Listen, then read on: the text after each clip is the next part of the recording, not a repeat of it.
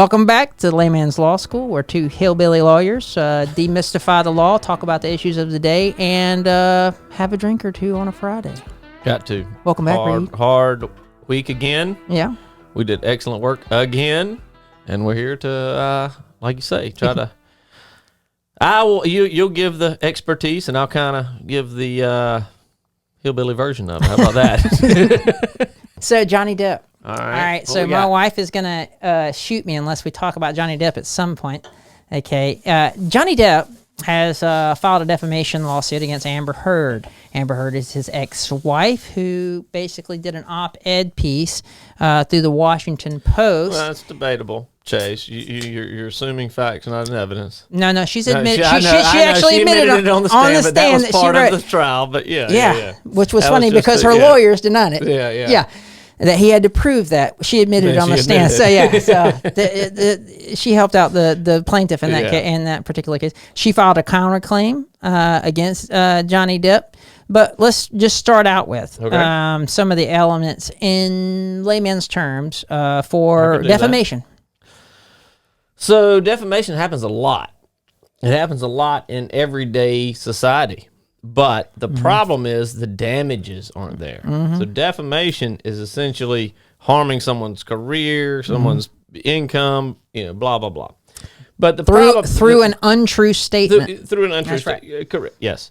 But the problem is damages. So if Chace calls me, a son of a bitch, and everybody believes I'm a son of a bitch, I mean, it's probably not going to hurt my career that much, So, but if I lost out on this a bunch of cases, then I got some issues.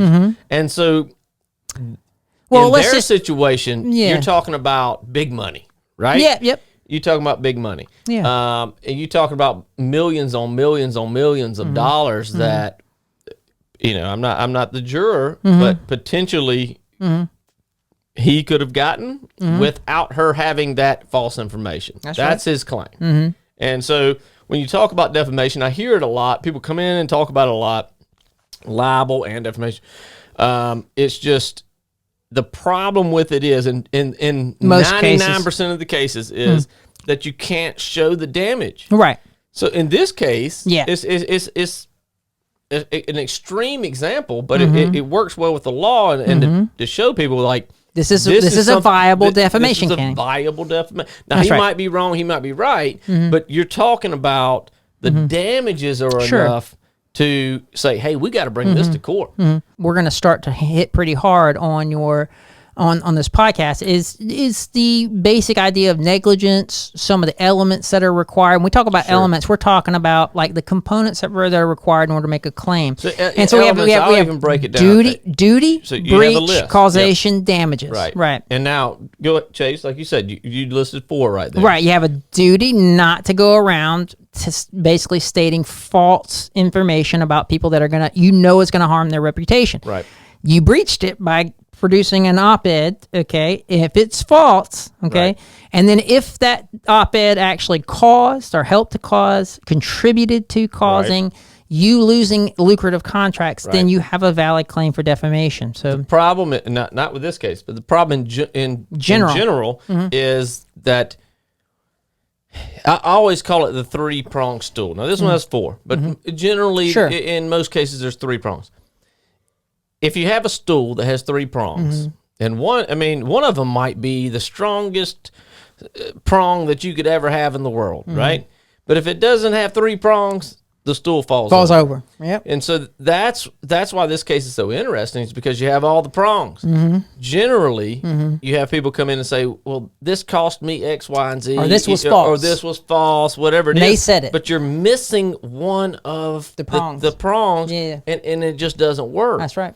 And we hear that all the time. That goes back to, I could have died, So it's the same type of situation. But this one's very interesting to me because everything's there. Sure. Now, I don't know what the jury's going to decide. I don't know. But all the elements are there. That's right. And I think people lose, at least the common people that I talk to in the office, they want to focus on one thing. It might be damages. It might be negligence. Whether it's true or not. Right. Yeah, that's what most people are upset or talking about with them. Yeah, and it's hey, I want to do this because, I feel wronged. I feel, it's principle. Sure. Principle will make a lawyer go bankrupt. Yeah. You have to have all the prongs. Unless you're Johnny Depp. Unless you're Johnny Depp. Yeah. Johnny Depp, he can do that. He can pay some legal bills. Yeah. Yeah. For instance, like in this Johnny Depp trial, one of the people that testified was Johnny Depp's business manager and agent. Right. And when it came to the Pirates of the Caribbean, was it 5 or something? It was 6? one. Let's just say the Pirates of the Caribbean franchise, and the Fantastic Beasts. Right. He had that franchise as well, and he lost both of those contracts according to his agent, based on the accusations that were made by Amber Heard and that were sort of chronicled in this particular article. The testimony essentially was like, in the industry, he was a leopard. He couldn't get a job. Couldn't be touched. He couldn't be touched because it was in the middle of the Me Too movement. That's right. And she's making allegations against him, and anything he says, it doesn't matter. Right. Because he's already lost it. And now once you lose that opportunity, and in different jobs, they're just they can come back. They come back. Yeah. But these are gone. Forever. These are gone forever. Absolutely. Another actor's already played that role, right. and so it's a real problem. But it has actually helped us to establish an opportunity to talk about the importance of having experienced trial lawyers. And so I want to talk about, all right, so there's a distinct difference that lay people have recognized between the trial lawyers on the side of Amber Heard and the trial lawyers on the side of Johnny Depp. And I have been impressed so far very much with Johnny Depp's attorneys. And for instance, like the great. fact that they chose Virginia. All right, Virginia is very unique in that they actually televise their trials. Right. Okay. So they don't have any restrictions on that. Okay. When it's televised, everybody. So when you see, and Amber Heard lawyers are not lying, right? No, they're not lying. They are saying what their client has told them, and they're presenting their client's best case, right. And that's their job. But sometimes they don't know that it's wrong because all they know is what the client's told them. Exactly. But what I want to highlight here is the importance of having a good lawyer to start out with. So we're talking about guys that analyze this, and what they recognize is that Virginia was a state that televised this. They looked at what their clients, number one smart decision. Right? Their client's goal was to clear his name. Number one, and who the money the client is. That's right. That's important. Right, and they wanted to clear his name. Okay, and they don't have anti-SLAPP laws. SLAPP laws. Or a SLAPP lawsuit is basically a lawsuit where a person that's rich can basically start a lawsuit just to shut you up. Right? They can sue you into submission. Just because you can't hire somebody to represent you for free, they can afford to hire you to sue you into being quiet. If in Virginia didn't have any of those anti-SLAPP laws, and so that helps them to if in the event it's shown that Amber's successful in defending this case, that it's not going to have huge detrimental effects to Johnny. And so we had a situation where like all of the goals for Johnny are met in just actually filing the lawsuit, that he gets to present his side, that the public gets to hear it, that he's not exposed to overburdensome sort of like sort of anti-SLAPP laws that could come in and hurt him if a jury goes the other way. Sure. And they did it in a very sort of ingenious way in that the Washington Post servers from which the publication of the op-ed were issued were contained in Virginia. That's the only basis for it being housed there. And so venue, in many cases, is something a plaintiff can select, and they selected it very well. And the fact that a firm took that much care and time in selecting an actual venue kind of shows you the level of preparation that they started out the case with, and that's a good indicator. This is the difference between federal and state law. Federal gives you the umbrella, then state law has different actions. So they chose correctly because even if they lose, when I say they, I mean Johnny Depp's crew. Even if they lose, they've still won. Because they don't really care about. She's not going to pay the money. No. She's not. She's going to. Not likely. I don't care what they award. She's going to file bankruptcy and have it in some LLC. Right. He's not going to see a dime of it. But Johnny Depp has done what he wanted to do. Which is to show the general population. that this girl's not truthful. Yeah, I might like to play the guitar. I might be a little bit strange. Right. I might like to do drugs on occasion or whatever. Right. But I have never hurt anybody in my life, and that's what he wanted to do. That's what his lawyers, and that's what people need to understand about the law is that lawyers are like captains of a ship. Yeah. Okay. You tell us where you want to go. Sure. We'll drive the ship, but you're in control of where it goes. And in this instance, that's what he's doing. Essentially, what's your goal? We ask this all the time. Yeah. What's your goal? What's your true outcome? Yeah. What's your goal? What do you want? Yeah. Now, if you want retribution, if you whatever it is, so you got to have the goal before you know how to get there. Mm-hmm. Now, Chace, I saw one clip that I want to ask you about.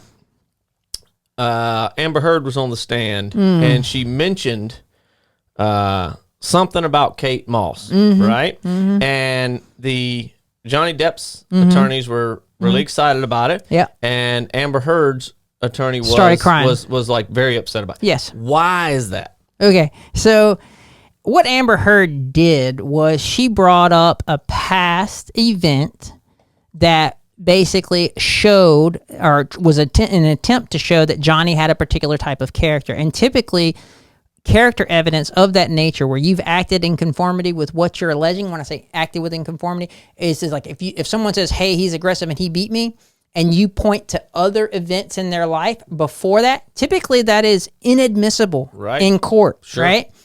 And could not be brought in. It could not be brought in at all. Right. Can't mention it. Can't talk about it. But what nothing. she did is what we would commonly refer to as opening the door. And so let me stop you. Yeah, sure. So Johnny Depp's people would want to bring this stuff in. Yes. And it would not be allowed in unless she brought it up. So Amber Heard has had allegedly attacked her former lovers and other situations. In situations like this, the fact that she brought this up and she opened up past character evidence, well, now it means that it can be brought up against her. So all the past accusations about her being actually violent can be brought up, and Johnny Depp's past accusations can now be brought up, even ones in which the witnesses like Kate Moss have said never happened. And so what I anticipate is that Johnny Depp's team is going to bring up Kate Moss, and Kate Moss is going to say, that never happened. That was alleged. It was a BS thing brought up by somebody. Yeah, exactly. And so that's going to undermine the credibility of Heard. And this is all about credibility because there's nobody that was there except those two. And they're going to get to bring in, and I don't know the history, but I know she has history of some kind of abuse with other relationships, and they're going to be able to bring all that in. All that stuff was excluded until she said those words. That's right, and that's why you saw the fist pump. Yeah.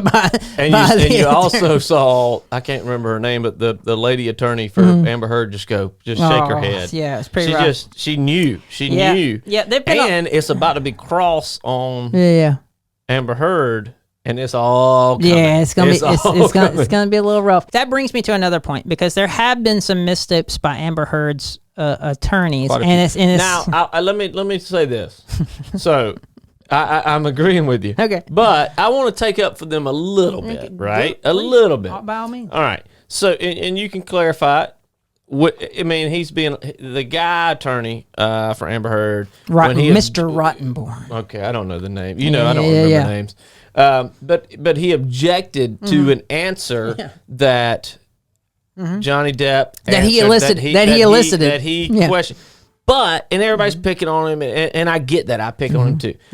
But that's not completely wrong. No. Right? Now, how would you handle that as a trial? Now, he did it wrong as a trial attorney, but how would you handle that as a trial attorney? First of all, I would not have asked a question that I could foresee the person would have basically talked about something else somebody said. I would have framed my question a little bit differently, number one. Number two, as soon as I heard the words he said or somebody told me, I would have asked the judge in that point, said, Your Honor, I would have interrupted him. Right. And I would have said, I would have controlled the witness, and I would have said, Your Honor, I wanted you to instruct the witness not to talk about what other people told him. Right. Okay. So, and he was right on what he said about hearsay. It was hearsay. It made him look like a fool that he objected to his own question. But that's right. Yeah. He was right on what he said. That's right. Just not the way he did it. Right. And unfortunately, that's a hallmark that we're seeing quite a bit in that we have lawyers that don't have as much experience. We try to go to trial as much as we possibly can to actually get this experience. Hiring out of the prosecutor's office, public defender's office is great just because a lot of those cases go to trial. We can only go to trial if our clients allow. And so having that experience to know exactly what to do and in the moment while you're nervous. He panicked. Yeah, he panicked a little bit, but he wanted to keep that information out. But what it had the effect of doing was helping to create the impression that what he said was important. And so the jury heard that. And so that was a misstep. Big misstep. Yeah, and so this is why a case like this is not the case to cut your teeth on. Right. And you need to be well versed, ready to go, experienced when you have a case like this. So but at the same time, I mean, like I said, these guys they have a difficult case. They're presenting a difficult case. They have apparently a difficult client. They have difficult facts. Right. And so, I mean, my heart is with them. I mean, it really they have a very, very difficult job. Yeah, and so as much as I criticize them, I just want to. I am going to criticize some of the things that they do. Sure. But I'm using it to sort of teach as much as I can.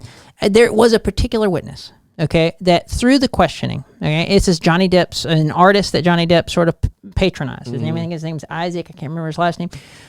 He provided him an apartment. Right. Okay. He said, "Hey, I just want you to paint, okay, because I like your artwork," and paid for his living expenses for years. Right. And she asked him a series of questions, and she had established thoroughly that this guy was in Johnny Depp's pocket. Right. Right. But she made the ultimate mistake, okay, of asking the final question, all right? And when I say the final question, she went too far. She asked him to confirm the argument that she should have made at closing. Right. Okay. And this is a cautionary tale for all you attorneys out there. If your main point, when you write down your goals for a cross-examination, you better. To start out with him, I would have said, this is his friend. He is angry at Amber because Amber hurt his friend and is trying to hurt his friend. And he's putting him in a financial strain. Who is the financial the beneficiary. The beneficiary of it? Me, right? I want to establish that, right? And essentially what you're doing is making that witness lose credibility. Exactly. You can't believe this person because they are biased terribly. And they might not be trying to lie. That's right. But they just, like, you know, if I'm testifying for you, I'm going to be biased. Right. We're friends. Right. I'm just going to be biased. I can't help it. Yeah. And I want to play for you, if I can, D'Angelo. You play that clip of Isaac, Johnny Depp's friend and the painter that was living in the studio, to show you sort of what happens when you overstep and ask the sort of final question. He's given you $100,000. He's put you in that nice. I'm sorry. I didn't hear the whole question. Can you say it again? You were rent-free in penthouses for a number of years, and now you've been rent-free ever since in Sweetser? What's important is to recognize that this guy's been on the stand for about an hour, and he's been telling jokes. The jury's laughing. The gallery's laughing. He's made friends with them. Absolutely. You know? And so people like this guy, right? Yep. And so you have to pay attention to that as an attorney. And she's not doing that. No, she's when the jury likes somebody and you're coming at them, you better be careful. That's a nice friend. Yeah. Okay. And I think you testified already. You're pretty angry with Ms. Heard, right? When? I wrote it down that you. About the phony pictures that would. All right. Oh, that's rough. So there's the question, right? Wow. The argument is that he's angry with her. Right. Okay. That is what you make that's the argument you make in closing. Right. Okay. So she's established that he's beholden to Johnny. Sure. That he likes Johnny. Sure. That they're friends. Yep. That he owes him. But what he's about to do to her, because she gave him the opportunity by asking, "Aren't you mad at him?" Right. Right. And that's a dumb question. Wow. Nobody. It is. It's a bad question. It's because it can be inferred. You can say and it's subjective. That's a bad question. Yep. That were taken and put in tabloids, and about the fake narrative and the way she's trying to got a fraudulent DV claim. Yeah. That's bad. Yeah, he's making a closing argument for her. Well, right? the problem, for him. The problem Johnny, is that the attorney, you have to allow the witness to explain their answer. And she made a claim, essentially, even though she was saying, "Aren't you?" She was trying to lead him into something, and he was smart enough to go, "Well, I'm going to tell you why." Exactly. And that's that's death. That's death. Right. And so here's the thing: is I bet you she had that question written down on a checklist. Right. But everything that occurred before this, okay, if you watch this, all right, he is thoughtful, he is careful, he is charming. Right. And she should have anticipated this is not the witness. You can't ask that question. Exactly, that I give this opportunity to. And so you have to, in a lot of situations, shoot from the hip, make a decision on the fly. And if I have a jury, a person that's this favorable to Johnny Depp, I establish, one, that he is beholden to Johnny Depp. That's it. Financially beholden to him. She hurt his finances. That's it. And that's it. And the worst part is he's not done. To extort and blackmail a man, that kind of got me Pretty angry frustrated, confused, angry, upset. Yes, which is why I said the best thing for us to do is not to talk to each other. He just improved his credibility by the way he answered, not what he said, but the calmness.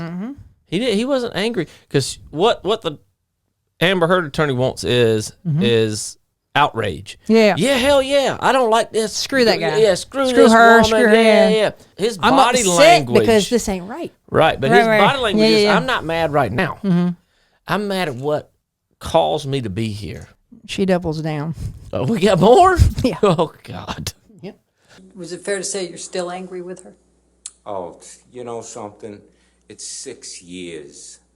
But It's we just heard you give 6 your years. version. Am I angry anymore? I'm not, what I am is tired. So like now, all of her momentum that she built with, hey, this person has it out for her, is gone. Is gone. He's like, this is 6 years. I've moved on. Right. But this, and y'all are dragging me. Y'all are dragging me back in here. But watch what he does to her next. Man, it gets worse. Yeah, all right. Yeah. Like I said, this might well be the closing. And I want this all to end. Her to go heal, him to go heal. So many people have been affected by this malicious lie that she started and she created. When you show sympathy for the person that you're, essentially, he's being accused of being one-sided and taking out against this. I have motive to hurt this person. Sure. And when you have sympathy for that person, I want her to heal. I want her to be Move fine on. too. I want everybody. That is cement. I can't even paint anymore. I've stopped painting for the last who knows how many years, and that's affected by stuff. I'm not angry at anybody. There's nothing more important than being sort of real on the stand for a witness, right? And he's gotten to a point where he's been on the stand for a long time. He's been charming. He's been kind. He's been a lot of things. And you can fake it on the stand for a while, but you just get worn out, and then you just are yourself. You'll get a witness on the stand, and you'll ask them inane questions. Where you live, how long you been there, because you can see they're not being themselves. Right. And you're trying, and please, if you're on a jury that I'm on and I'm asking questions about where they live and how long they live there and where they work, and they don't have anything to do with what we're talking about, that person is terribly, terribly nervous. They're not comfortable on the stand, and they don't know that they're not coming across as genuine. Just trying to get them to talk. Right. So I'm asking them questions they know, so I'm getting them comfortable or whatever. Right. This guy is comfortable, Right. has been comfortable, is making jokes, making friends up there, right? And now he's getting to the point where he is sick of answering these questions. Right, exactly. And he lets her have it. I want the best for her to take her responsibility, heal, and move on. And for Johnny, his family has been completely wrecked. So he starts talking about his family, and that's pulling in sympathy for Johnny. Now watch him here. It's not